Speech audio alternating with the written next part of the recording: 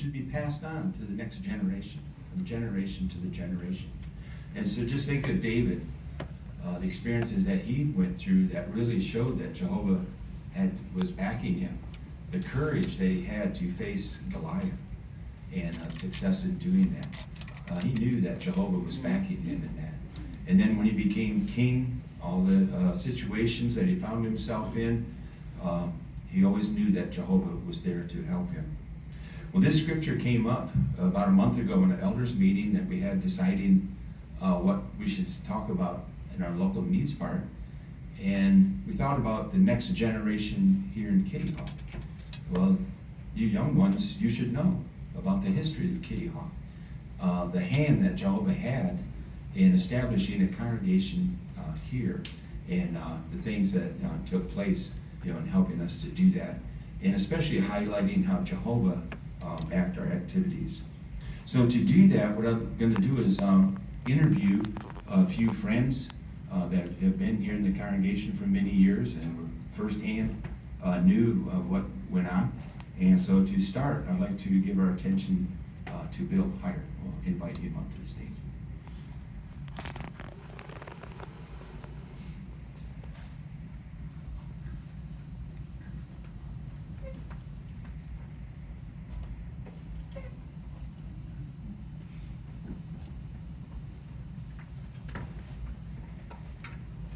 Well, Bill, thanks for joining me and really helping to see the congregation, how Jehovah's hand was in organizing the Kitty Hawk congregation.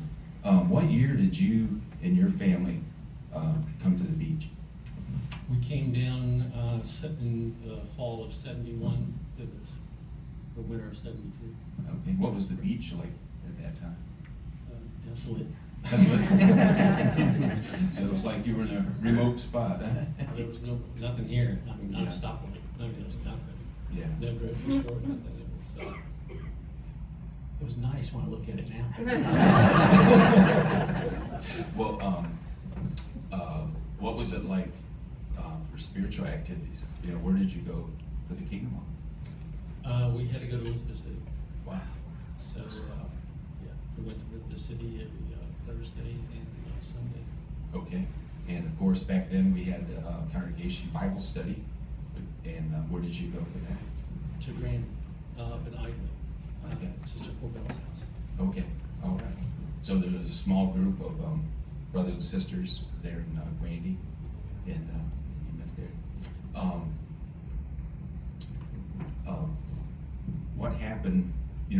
What was the start of the Kitty Hawk area here for a congregation? Well, we stayed in Elizabeth City for quite a while, about 2 or 3 years. I think it was '75 before we started the group down here. But service was, well, there's no one here. Really. We had Mandy, East Stony Point, East Lane, that kind of thing. Here locally, we had Kitty Hawk Road. The village of Kitty Hawk. Yeah, the landing in the back wasn't there yet. Okay. I remember Dad built one of the first houses out there, so it wasn't even there yet. That stopped at the graveyard. What about Southern Shores? That was a big territory. No. No, actually, not much in Duck either. I mean, it was very few permanent individuals. The road stopped. As a matter of fact, one of the first experiences I had going out in service down here was with Chuck Frisbee and Dad. Chuck was Jill's grandfather, and he had a 4-wheel drive Jeep, and we did Corolla. But we had to get on it at the Kitty Hawk. We got on the beach at the Kitty Hawk Pier because there was no roads. There weren't really any roads. And so, but that was one of the best days. I only talked to like 2 or 3 people. But it was just really, I was only like, 12. And so it was really exciting for me, right? But, no, and then, but, gradually we expanded more because we still had to do current tuck some too. Mhm. And so there was only 14 of us. So, you didn't really cover your territory. But we put a good effort in. So you had basically from the Virginia, Currituck County, Dare County, that whole area. Was your territory. Wow. Just like we have now. Yeah. Okay. All right, good. So you started meeting in Nags Head, a small group you said was organized there in 1973. And we actually have a picture of that. I think there we go. And so maybe, you see there's a beautiful young sister there on the left in the black dress. Who's that? That's Mary Ann. Mary Ann Chip. And who is she holding there? Dawn. That's Dawn, okay. And then we see that's Jim behind Mary Ann there. And then Chuck.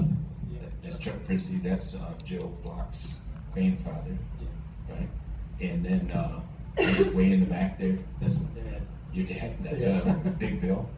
And then My mom. your mom. And, Pam. okay, so that would be Jill Block's mom Yes. as a teenager. Yep. And then, And then my sister Debbie behind her. okay, And then the elderly couple was Eddie and Fritz Smola.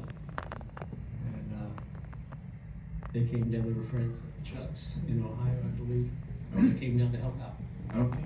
And Jim and Mary Ann were there for a little while there to help out also, so it was really good. We also had the Clausen family. Okay. Was in that group also. So that was not too far from the present Kingdom Hall, right, where you met? No, we were just, 3 streets over. Okay. Right there where his secret spot is. Uh-huh. What's that, I get that, maybe that road there now. But, right down that street. Okay. What was it like in the wintertime there? Freezing. Freezing? You know, we're underneath the house, and so the house was 24 by 40, but we only took one side of it downstairs, and it was not well insulated. And so it was 12 by 40. So you can picture maybe that side of that seats straight back. But it was, you know, we had a wood stove for heat. So either you burned up or you froze. What about summertime? Summertime, we had an AC unit. Oh, did you? Yeah, Oh, we had a small AC unit in there, which kept us comfortable. So, really in establishing that group, you know, you can see Jehovah's Hand really starting things, progressing down here at the beach. Oh, yeah, the willing spirit of everyone. Mhm. No one was overwhelmed. Mhm. I mean, look at the odds. You know, but no one was overwhelmed. No one was, do what you can, you know? And it was a good feeling. Everyone had a positive attitude. We had a circuit overseer stop by. I'll never forget him. They stayed with us.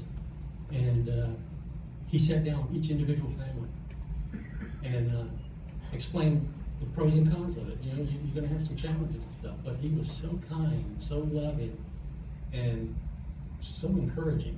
I never forgot it. I can't remember exactly everything he said, but knowing that he sat down with each family individually in that little hall at different times during that week, I don't know, really was impressive. We see Jehovah's Hand. Uh, So from this little group, what happened next?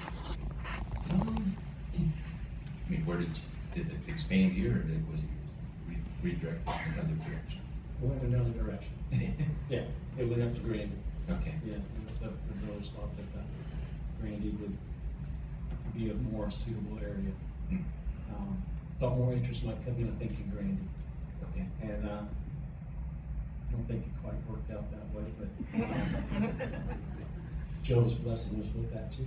Uh-huh. And that congregation group, and the friends that moved in, the friends that came in, you know, we get a lot of visitors here, and I really want to bring it up was the friends that showed up at that little hall, the visitors. And we get visitors here a lot. The visitors that came in, I guess they looked us up from our telephone number, maybe in the yellow pages at the time. But we had so many visitors that came in, and one experience I really enjoyed was a family from Pennsylvania came, and it was so neat because it ended up being Dad's cousin, and he never knew he had anybody in the troop, this entire family. And it ended up being his cousin from Pennsylvania, where he was from, and it just made his day, you know, I mean, just, it was really enjoyable to know that I've got someone now serving Jehovah beside me, so it was just really good to know. And like, what do they do about, like visiting speakers? You Oh, mentioned- yeah, we get visiting speakers come in, matter of fact, I remember Brother Kendall coming in quite a bit, I think he was living in Barclay at the time, and he came in quite a bit, and helped out on Sundays. Who is he? Now, that's Jared Painter's grandfather. So it'd be Vicky's Painters. Father. Yeah. Okay. Okay. Which we knew in Great Bridge before we ever came down here. Okay. It's neat to know that a lot of those ones getting this way. Okay, all right, good. Well, so that takes us up to the Grandy Kingdom Hall. So to take us from the Grandy Kingdom Hall back to Kitty Hall, let's fully invite Brother Costa up the stage.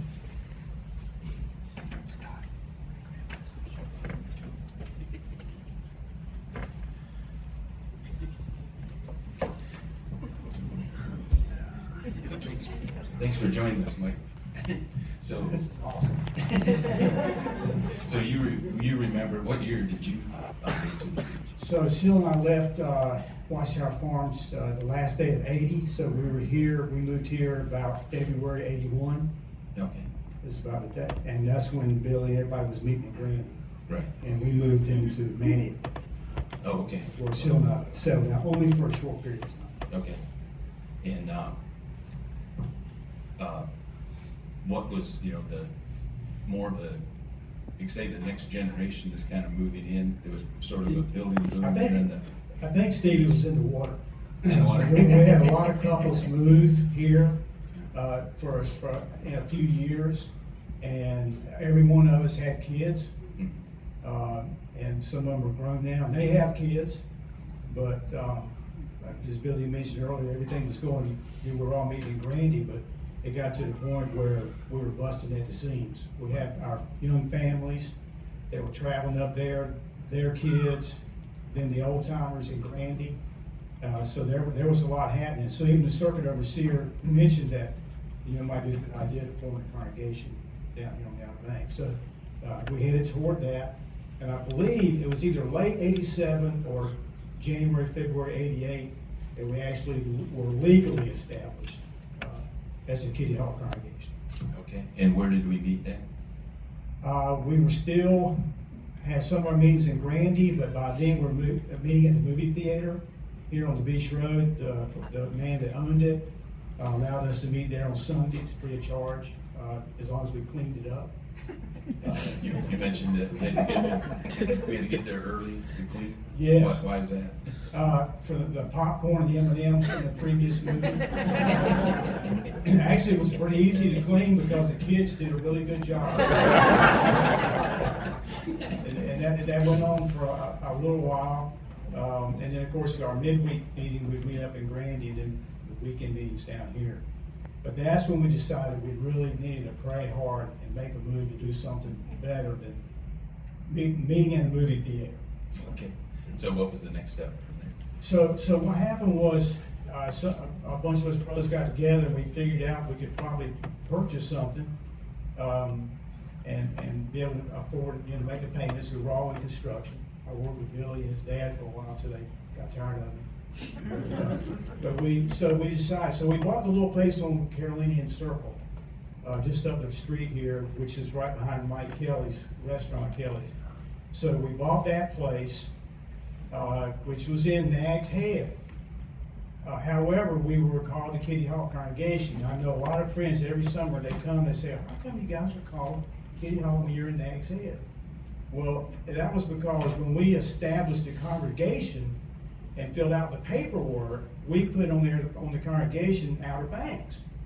Because we figured out, we don't know where we're going to end up as far as buying something, so we'll make it generic and call it the Outer Banks. The branch sent us a letter back, said, no, you can't do that. It has to be a township to be a legal entity for them. And so they named it Kitty Hawk. And then shortly thereafter, we bought the place on Carolinian Circle, which is in Nags Head. That's how that all happened. So we got a couple of slides. You want to look at them real quick about the 88? So Jeremy, if you want to bring those up. So yeah, there it is.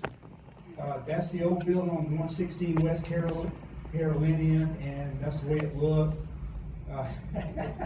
We got a deal, we got it at $70,000. Hey, what are you gonna do, you know? So, we started to work there, and then, so if you notice, at the bottom of the screen, there's a few pilings there. Behind that is a small fishing skiff. You can barely see it, and we cleaned that area up when we finally got finished with our building there. And so what happened was, the town would not allow us to put a sign up, Kingdom Hall Jehovah's Witnesses, because they said we weren't, the area where it was not set up for parking. They were really frowning on us having to be there anyway, but we got around it a couple of ways. Number one, but it was Jehovah's direction, because we'd already be in prison by now. So what happened was, when we did this renovation, Steve, you were there, Billy, how many guys were here in '88? That was for that. Oh my goodness, it is far and few between. Look at that. When we did this project, we added an apartment downstairs, and some of the pioneer couples rented that apartment.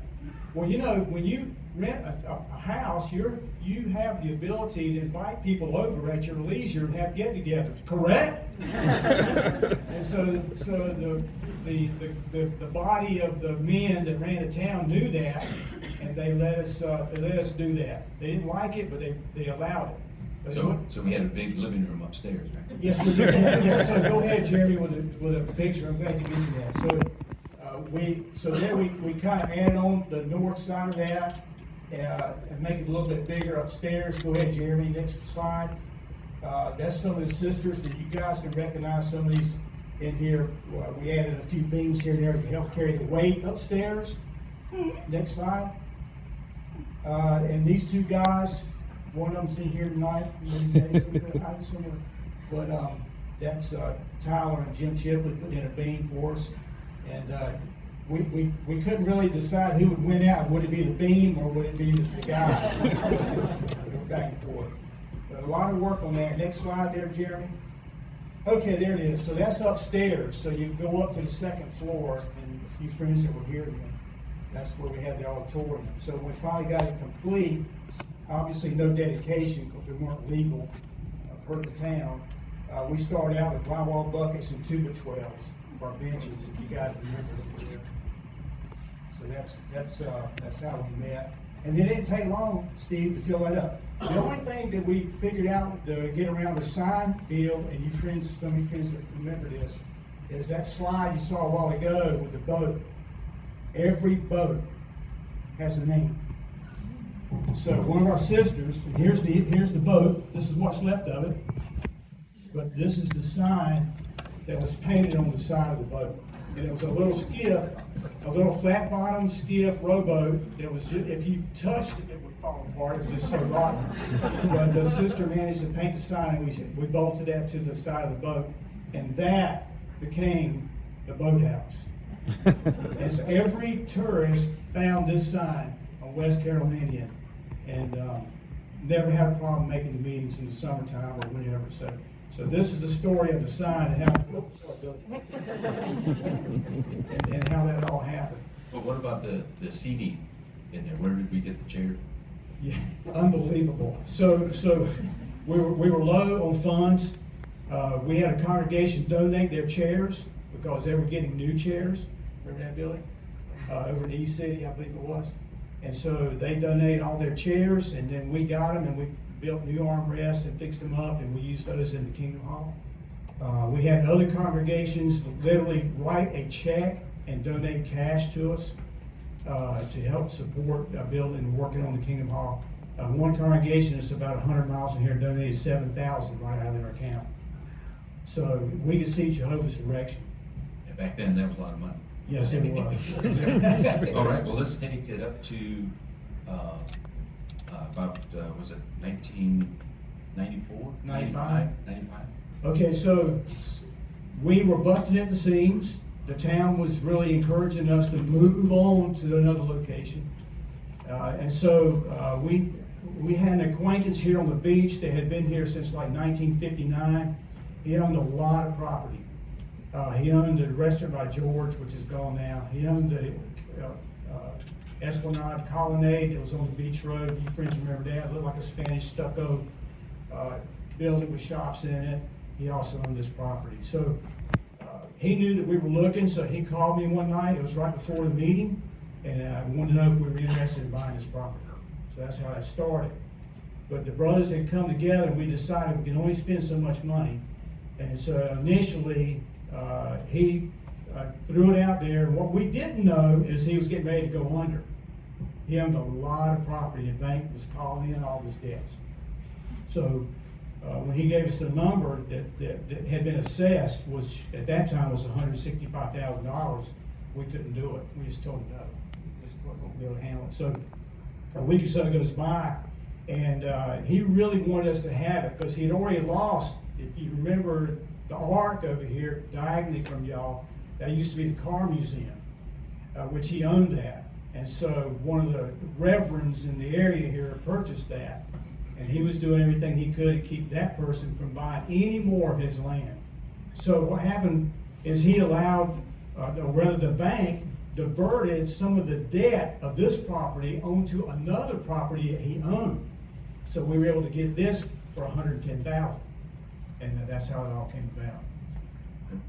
Well, let's go up to now the actual construction of the new Kingdom Hall. Okay, so Jeremy, if you can flip some slides there real quick. Okay, so, oh yeah, that's Marilyn. Hey, Marilyn. I picked that out just for you. So, yeah, okay, here we go. So here's the sign, and of course this sign changed, but there was the establishment of getting ready to build the Kingdom Hall here, where you presently are. And so we closed on that March the 23rd, 1995, so we closed on it at $110,000. And you want me to tell them the story about the loan? What happened? Okay, so we applied for a loan from the branch, and they denied the loan. No reason, it's just they didn't want to do it. But they did not do it. We told them that's okay, we'll just go ahead and handle it. So the corner bank over here used to be East Carolina. A friend there we knew, Jeannie Bracey, she gave us all the funds we needed to build the new Kingdom Hall. And so that's how we got a hold of that. So from the day we closed, we had all the friends. How many of you friends were here in '95 to help us pour the concrete? Yeah, okay, we got some hands up. And get the driveway. Bob was a big inspiration on that, did the stamping out there. Denny Schultz was here then. And of course, Steve. But anyway, so that was when we started that, and that went all the way up until we got ready to frame it in October. So yeah, I got some pictures too. Okay. Go ahead with the next one, Jeremy, real quick. I know we're running out of time. Okay, so, that was supposed to be the last picture, but that's okay. We're going to go with it. This is what we don't do anymore. I really wanted to say. In case y'all don't know who that is, that's Darren Clark. And then I can't remember if that was Denny or one of the other brothers that's running the Bobcat, but that's him setting the pilings out front here for the carport. All right, next slide. Yeah, so there we are pouring concrete. It was dry, man, it was hot. And so there's some of the brothers here doing that. Next slide, Jeremy. And so we poured a ton of concrete out here. But we had to get all that up and done and finished before we actually started the build. That's how we did that. All right, next slide. So we don't do it this way anymore. You do notice though they had their hard hats on, so that was a plus. That was a requirement. Everything else it was you were on your own. All right, next slide. And so that's some more of the brothers doing the framing. Well, let me ask you a question, Mike. Was it just brothers that worked on Kingdom Hall? There was a barrage when the scriptures say the army of sisters, they were there, and they did as much as any brother did, including finishing concrete, framing, roofing, plumbing. They were there, and then of course there were a few around the perimeter with lots of little youngins running around that they had to kind of oversee. But they did a fantastic job. Well, what effect did this going up have on the community? It was powerful. The community, the town of Nags Head worked with us because we were doing this on the weekend, and of course, the inspections department, they don't work on weekends, so they were here the whole time. They watched the whole building go up. John Braban was the chief building inspector then, and some of you guys remember Buddha, he was there then. But John made a remark in the newspaper after it was all said and done, that he said it was the strongest building he had ever seen built on the Outer Banks, and that if he was going to have to be here during a hurricane, this would be the place. Well, I remember, I was just there basically for the plumbing part of it. You're supposed to come when you were needed, but visiting the hall and pulling in one time and looking up on the roof, and there was Marilyn Hughes's or Wilson's Bible study. Long hair, he was a contractor. He's up there nailing away. Sherry Straub was up there on the roof. They're putting down shingles. So if you were there, they put you to work. That's it. And we did it in record time. It was a 4-day deal. We did it in 3. It was funny because some of the brothers came, you kind of would wait until they knew the day that they were going to be working, and they would show up and do the work. Well, on the last day, the brothers came in the night before, and they didn't have anything to do. And I love their attitude because they said, "We're going fishing." And that's what they did. So really, in the whole construction process, or did you have anything else that you wanted to No, you go ahead. Okay, the whole construction process, and do you think it was a real witness for the community? It really was. It's funny because we were just talking about this earlier today. When you're in the middle of it and you're doing what you're doing, you always question yourself, am I really doing this right? Does Jehovah really approve of what we're doing? And he really did. It was a wonderful blessing. Look at our congregation, or your congregation now. Our kids are grown for the most part. Some of them got kids now. And so what an expansion. And you'll also be glad to hear that your new assessment for this piece of property is $1,843,100. That's the tax assessment. That's the tax assessment in town of Nags Head. All right, but thank you, brothers. That was really good.